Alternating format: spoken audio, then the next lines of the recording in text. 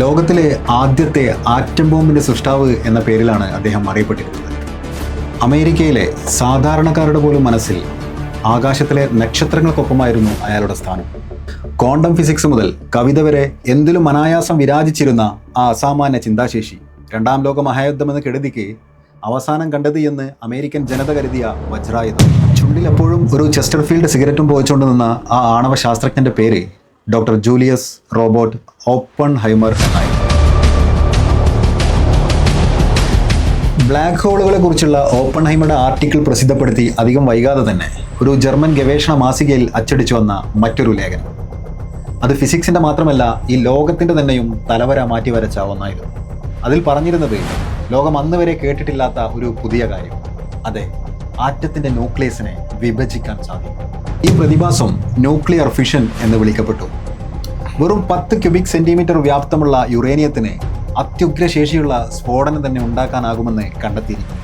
Nuclear fission കണ്ടുപിടിച്ച് 9 മാസത്തിനുള്ളിൽ തന്നെ രണ്ടാം ലോക മഹായുദ്ധം പൊട്ടിപ്പുറപ്പെടുന്നു.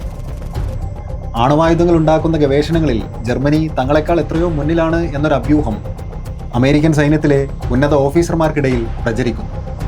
ജർമ്മനിയിൽ അവിടുത്തെ ആണവ ശാസ്ത്രജ്ഞന്മാർ ചേർന്ന് അവരുടെ സൈന്യത്തിന് വേണ്ടി ഒരു അറ്റോമിക് ബോംബ് നിർമ്മിച്ചു കൊടുക്കാൻ പദ്ധതി ഇടുന്നുണ്ട് എന്ന രഹസ്യ വിവരം ആദ്യമായി ചോർന്നു കിട്ടുന്നത് സാക്ഷാൽ ആൽബർട്ട് ഐൻസ്റ്റീന് തന്നെയാണ്.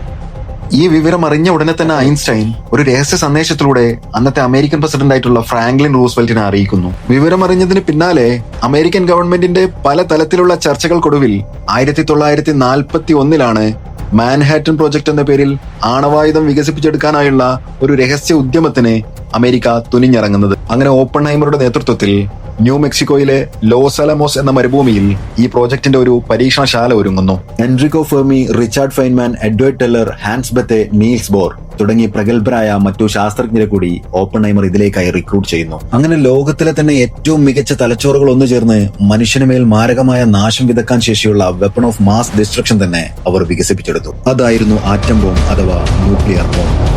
അങ്ങനെ 1945 ജൂലൈ 16, സമയം രാവിലെ 5:29, ഓപ്പറേഷൻ ട്രിനിറ്റി എന്ന പേരിൽ ഒരു ട്രയൽ എക്സ്പ്ലോഷൻ നടത്തുന്നു. 15,000 ടൺ TNT അടങ്ങുന്ന ഒരു ബോംബ് പൊട്ടുന്ന അത്രയും തീവ്രമായിരുന്നു ആ സ്ഫോടനം.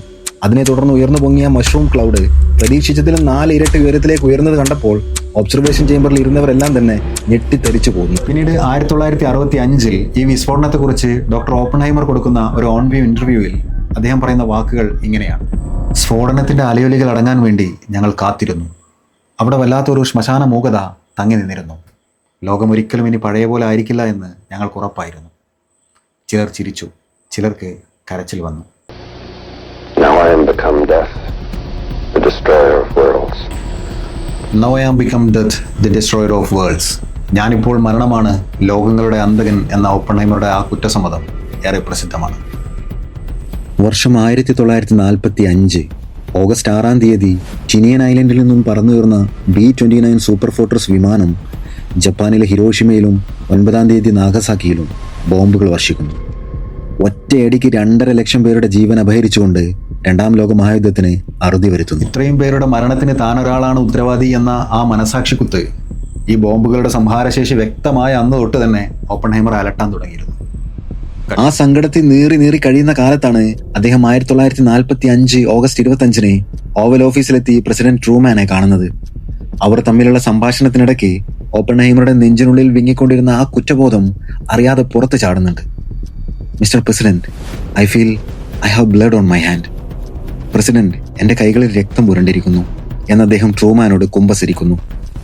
ഓപ്പൺഹൈമറുടെ ആ പ്രസ്താവന ട്രൂമാനെ കോപിഷ്ഠനാക്കുന്നു. രക്തമുള്ളത് എൻ്റെ കൈകളിലാണ്, നിങ്ങൾക്ക് അങ്ങനെ ഒരു കുറ്റബോധത്തിന്റെ യാതൊരു ആവശ്യവുമില്ല, അത് ഞാൻ ചുമന്നോളാമെന്നാണ് അതിന് അദ്ദേഹം കൊടുക്കുന്ന മറുപടി. അന്ന് ഓപ്പൺഹൈമറുടെ ഈ വികാര വിക്ഷോഭം കണ്ട ട്രൂമാൻ അദ്ദേഹത്തെ പിന്നീട് കളിയാക്കി വിളിച്ചത് ക്രൈ ബേബി സയന്റിസ്റ്റ് എന്നാണ്.